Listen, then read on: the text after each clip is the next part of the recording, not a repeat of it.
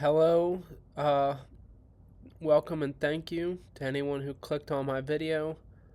This is the third time's hopefully gonna work. First time my dog made a ruckus, and then the second time I went and rewatched the recording and I said, like 30 different times. So hopefully this time works and I don't have to do it again because it's like takes me almost 40 minutes to get through all this. But today I'm going to be doing something you don't see very often, and that is talking about Columbus. That too. I am sick, so if you can hear that through the screen, that's just what it is. So I'm going to be covering Zach Werenski and Kirill Marchenko, the two guys pictured here. We're going to talk about why they're leaving. I'm going to talk a little bit about how Columbus fans like myself should feel about it because I do have an opinion, a strong one, and how other teams should see these players, like what they are, what they do for better or for worse. And then we're going to talk about some potential fits and returns for each of them. First off, why they're leaving. The most common reasons people give are nobody wants to play in Columbus or they both want to win. The whole nobody wants to win in Columbus, we've seen that before, right? Panarin and Bobrovsky, they were here when we had our real good stretch a couple years ago, and then their contracts were up and they were gone. Now, that wasn't very contentious, at least as contentious as this one.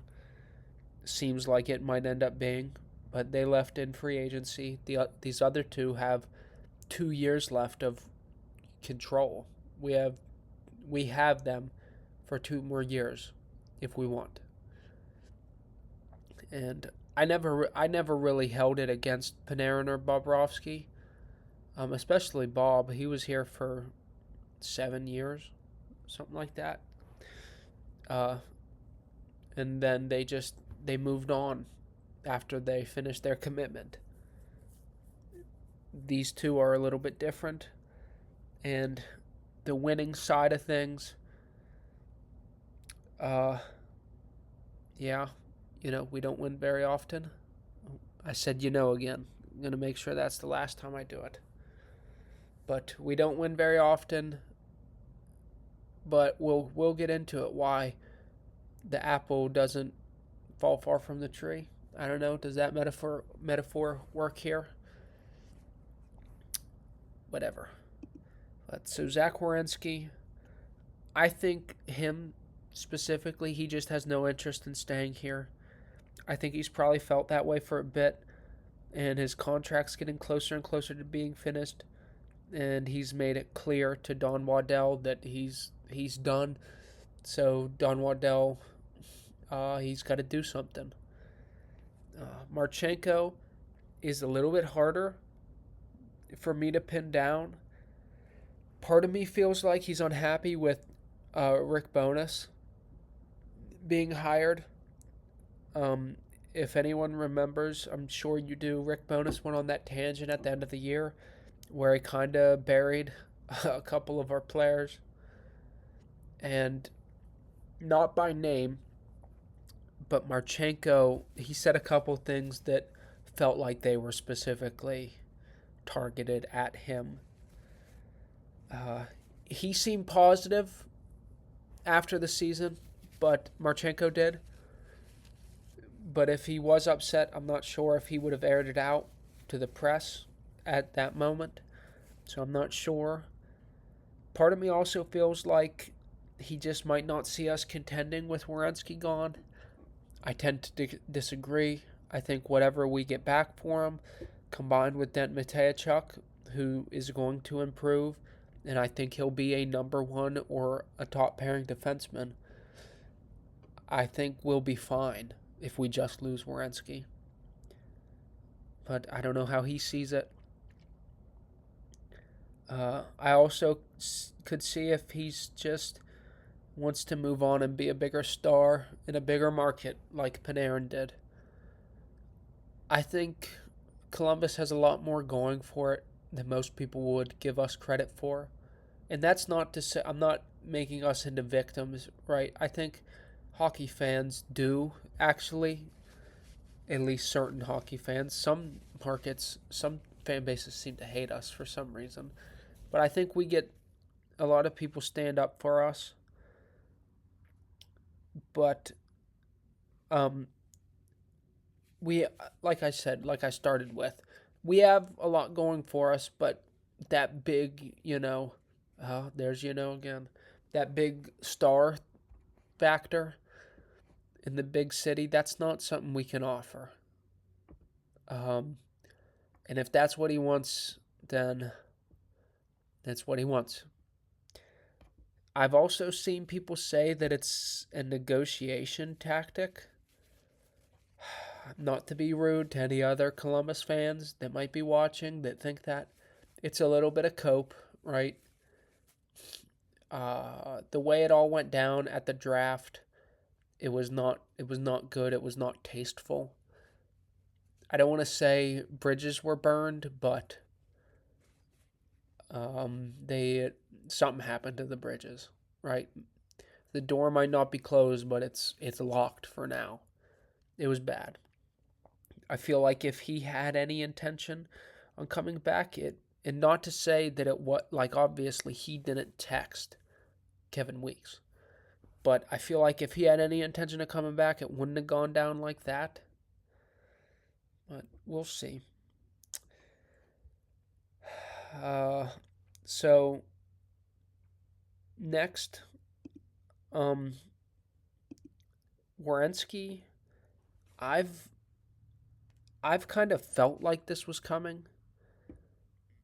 Um, I'm not surprised by it. Marchenko, though, it caught me off guard, and I'd be lying if I said I wasn't hurt a bit. I have jerseys for both these guys. The channel I just made that you're watching has Kirill Marchenko. He's in the profile picture. It's named after something John Buccigross said about him. So it stinks.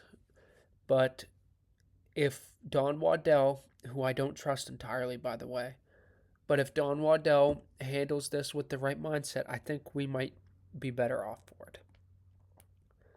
Before we get into the on ice stuff, I'm going to talk about the fans a little bit. Me, some of you watching, I presume. I don't know what you're expecting me to say, but I think you should be a little bit ticked off by this.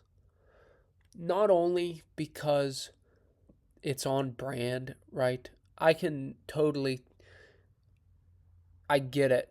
If you're upset, like, of course, this is happening again.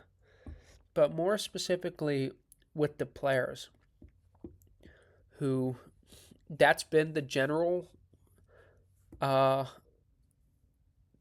like, reasoning coming from them, their camps, is they want to win. And as I'm sure a lot of people remember, we floundered at the end of last season, and you don't have to look far to see why. We see Zach Werenski's stats in April. In 7 games, he had 1 goal, 2 assists for 3 points, and I did a bad crop job there, but he was a -5. That's not going to cut it. Kirill Marchenko in April, 1 goal, 3 assists, 4 points, and a -3. Again, that's not going to cut it. So I don't really feel like it's fair to be upset or unhappy about not winning and want to leave when you contributed so much to us dropping out of the playoffs. That's frustrating to me. If we extend it a little bit to just a little bit to March 25th, with 11 games left in the season, we had a 90% chance in that range, in a range of 90% chance to make the playoffs. In those last 11 games, Zach Werenski had 1 goal, 3 assists, and he was a -5. He's our guy, right? We look to him for everything. And I know that's going to be a response to that as well. What do you expect if you look to a guy for everything? It's like that's just what he is to us. He's our number one defenseman who plays most situations. He plays 26 minutes a night, 27 minutes a night. You're not going to look and feel bad for the president because he's tired. It's his job. It's what he's supposed to do.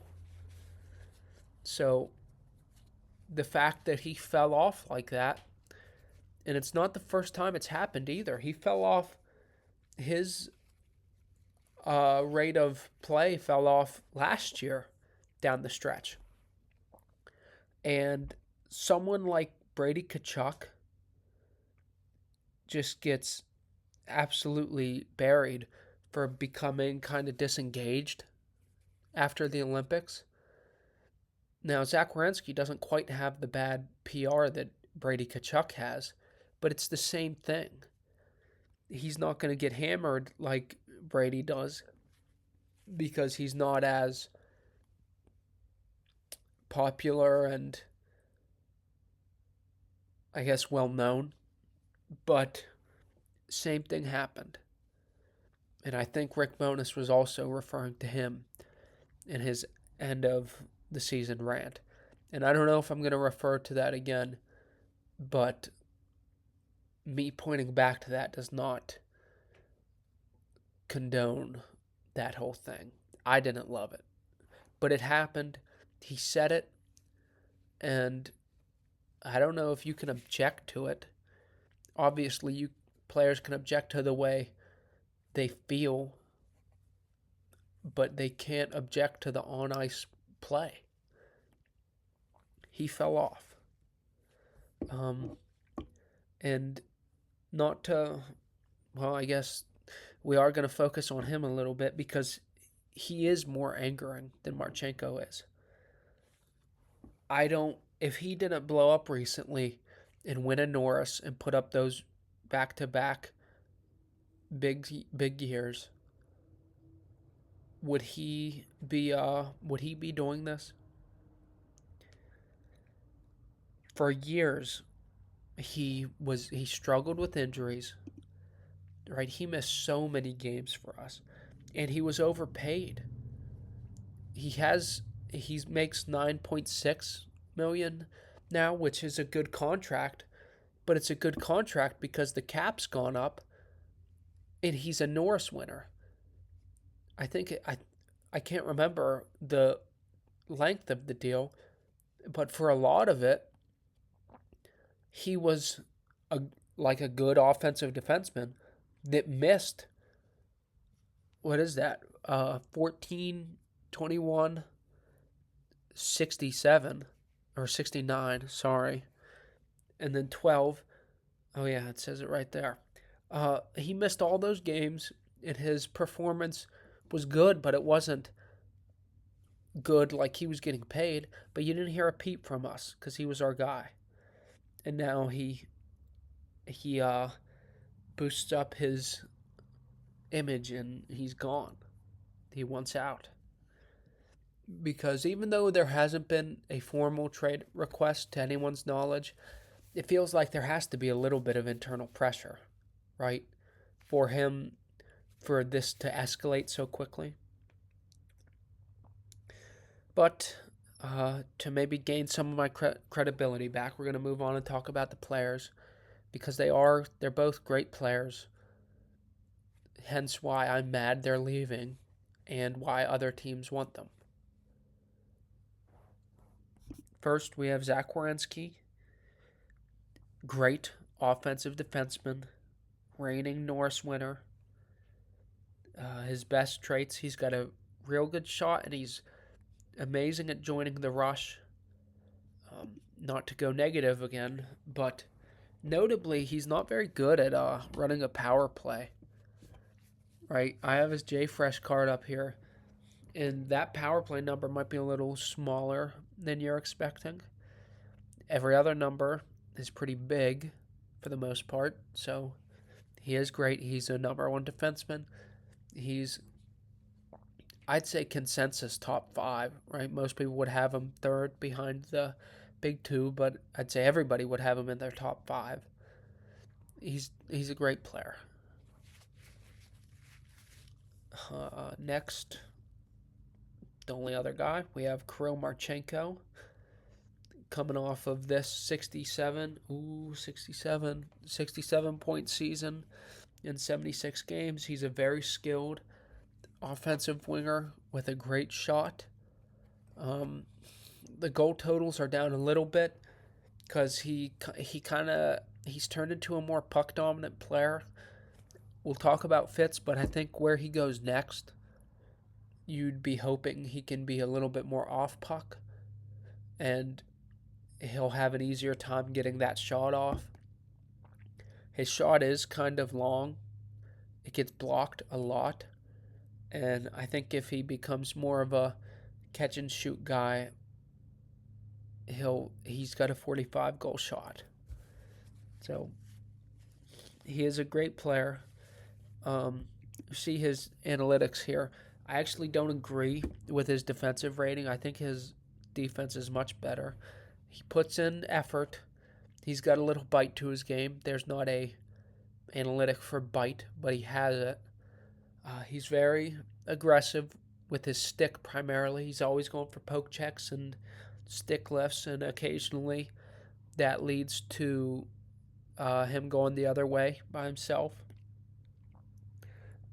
Negatives, which is when Rick Bowness referred to him, not by name, he tries to dangle through defenders too much, and the puck, he gets thwarted and the puck goes the other way. He does it on the power play all the time, which gets a little annoying to watch, but still, he's a great player. I wish he stayed. I'm okay with Werenski leaving. It makes sense to me. I wish he wasn't so eager to do it, but I get it. Marchenko, if you can figure out a way to get Marchenko to stay, all is forgiven. If he signs that 5-year, last time, 5 years, 6 years, whatever it is, $11, $12 million, I don't care. If you can get him to stay, he stays. That works for me. Next, we're going to get into the potential fits and returns. We're going to be doing 3 for each.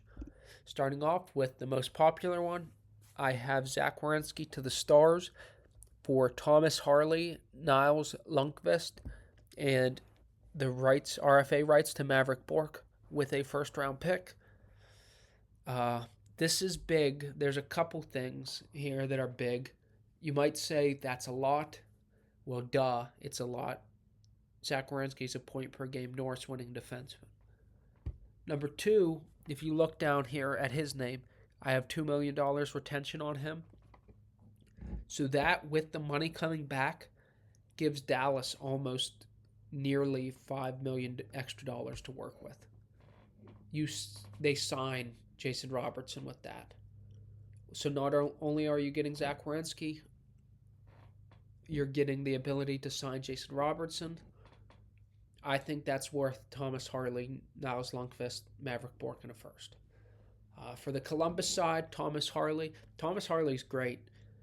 When that got floated, that was it for me. That's the one. I'd bet my life the next 8 years of Thomas Harley is better than the next 8 years of Zach Werenski. But Dallas's window probably isn't the next 8 years, and they need Jason Robertson. So I'd love it. Niles Lundqvist, he's carved out a role, and I think he fits. Maybe, not maybe, just wouldn't be as valuable if he was left-handed, but he's right-handed, so he'd have a spot on our team. I wouldn't pair these two together, but Lundqvist could play bottom pairing here, and it'd fit. It'd be nice. I could even throw in, if this is too much. Oh, I don't know. We'll go with this for now. I like this. I think this is the most likely one to happen. The swap of it between these two teams and Harley for Werenski. I'm not sure about everything else, but I like this one. There's Thomas Harley, the core piece, coming back. Next, we have the Tampa Bay Lightning. They have a Darren Raddysh-sized hole. Werenski fits that and then some.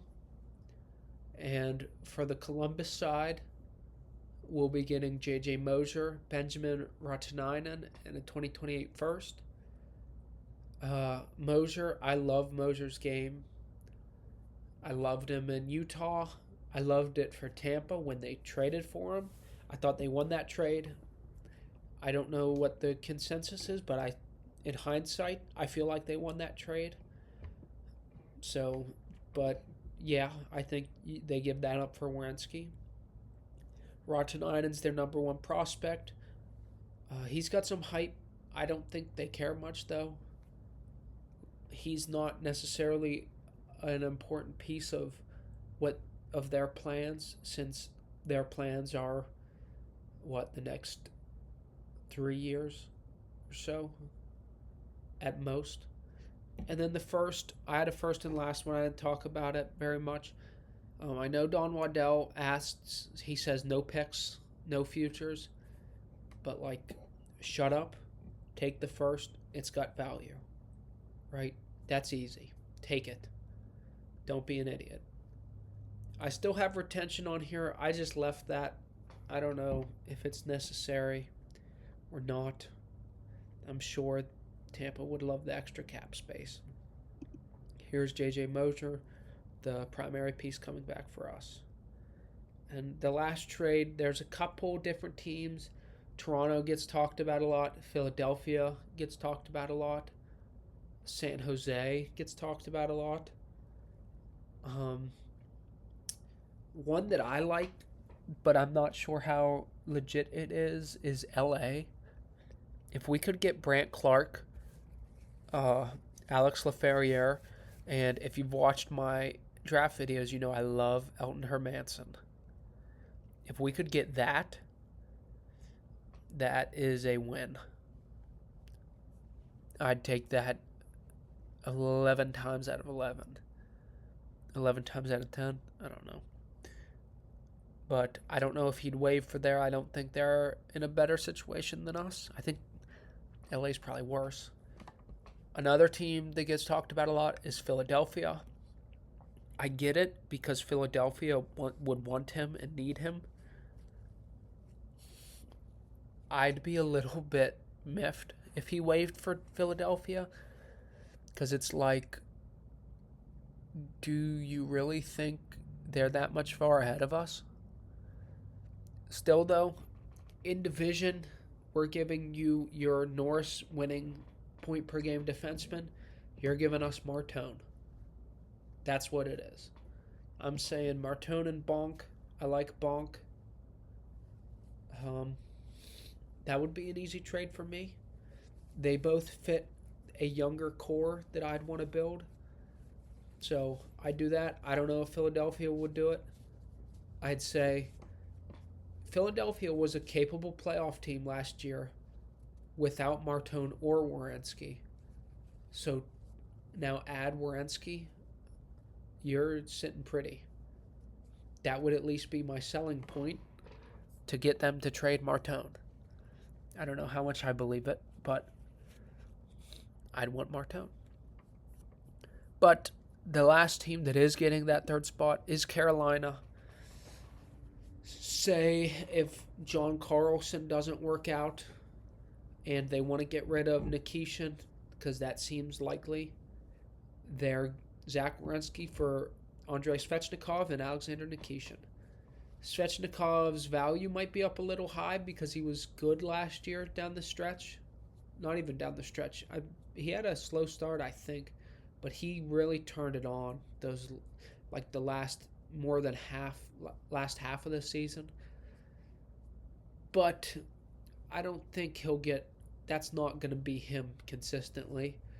So we'll say a 60 to 65 point winger and a good young defenseman for your, say it again, point per game Norris winning defenseman. That's a deal I think both sides make. I'd be happy to do it. I think this is second most likely. If I was to order it from 1 to 3, I'd say probably Dallas for Harley, Carolina for Svechnikov and Nikishin, Tampa for Moser. The ones I like Dallas for Harley. I like Philadelphia for Martone. I don't mind Carolina or Tampa. These are the two guys we'd be getting. A couple more Russians. Maybe that convinces Marchenko to stay. Although probably not. Next we have Marchenko. And the first one we're going to be going over is Utah. I'll get this out of the way at the start. I'm not going over Montreal. I don't want him to go to Montreal. I don't think Don Waddell wants to send him to Montreal either. Or he would have accepted that giant mystery offer that Frank Cervelli won't shut up about. But after Montreal was named, Utah was the next one. And they're missing a winger who we'll talk about later. Hint, hint. So they'd get Marchenko. I'd ask for Sinichka, Tija Ginla, and a first-round pick. This is more future-heavy, but value is value. Dawn, right? This is easy. This is a good deal. I like Ginla a lot. I liked him better than Lindstrom in their draft years. Obviously, I wish they got Demidov, but if you're not going to take Demidov, Ginla should have been the pick. Now you can get him. Sinichka, I liked Sinichka a lot last year. So you add that in, he won't be ready for a couple years, whereas Ginla will. I don't think that's a hot take. Ginla's NHL ready. And then the first round pick. Take the first round pick, whether this one is theirs or Boston's. I guess even Florida, right? They have Florida's pick. I'd prefer if it wasn't. Actually, I don't know. That pick's could be decent. Whatever. They have tons of firsts, whether it be their own or someone else's. I like this one. This is my favorite one for Marchenko. Here's Ginla, the core piece in that deal. Next, we have Boston. Boston they want to compete. They've already made one move for a winger with Peterka, but don't you think they'd love to turn Peterka into Marchenko? The price might be hard to swallow, but I'm saying Peterka and Higgins for Marchenko. If they hang up, they hang up. But if they want him, that's what you're giving up.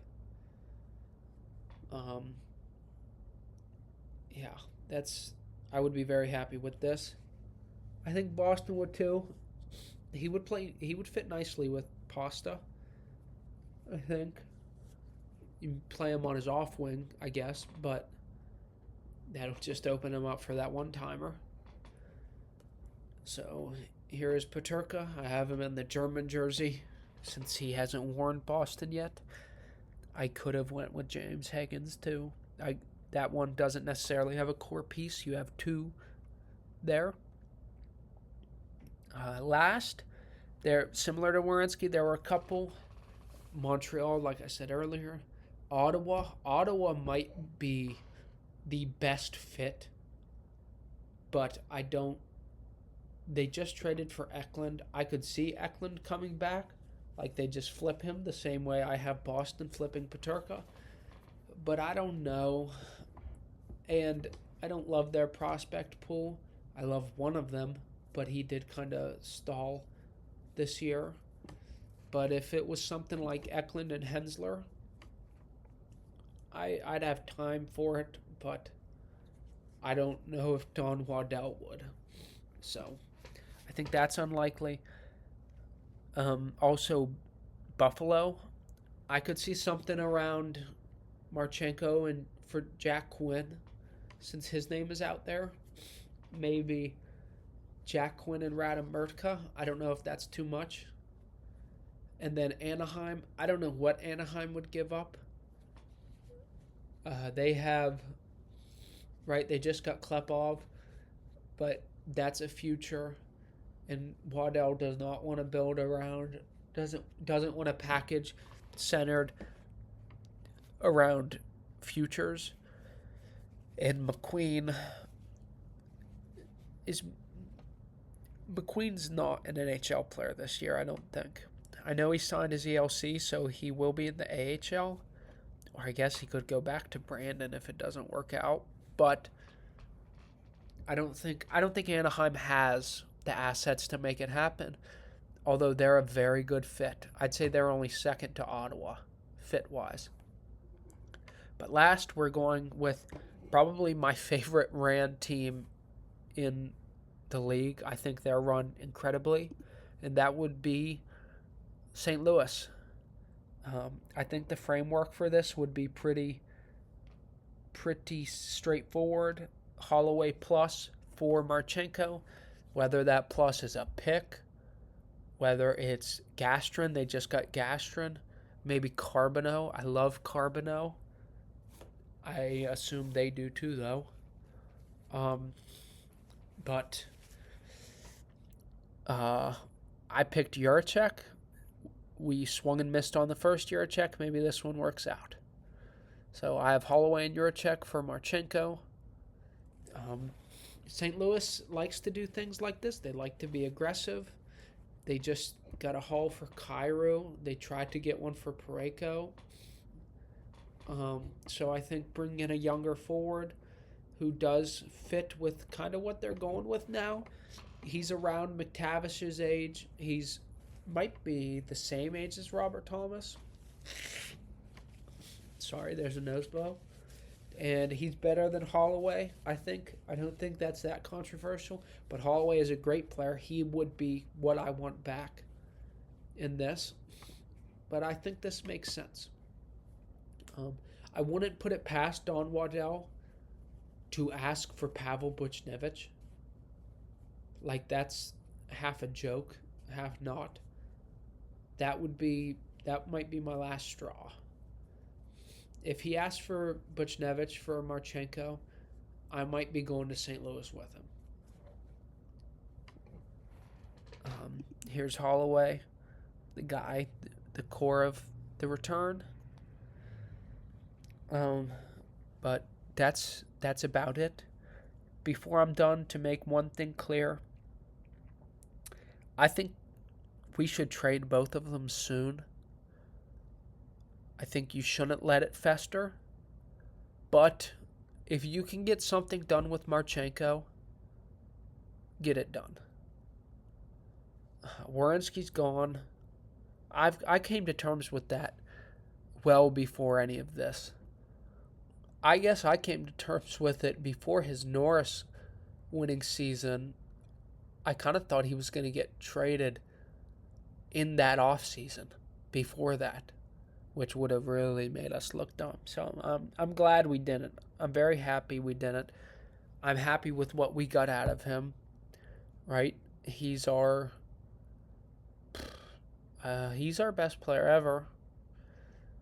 Him and Bob are the only ones to win those true awards. Nash has a Richard, but I guess I don't know. You know what I mean, like the voted on rewards. So I'm happy for our time with Werenski, but it's over. Marchenko, if you can bring him back, you bring him back. He still fits, but I think.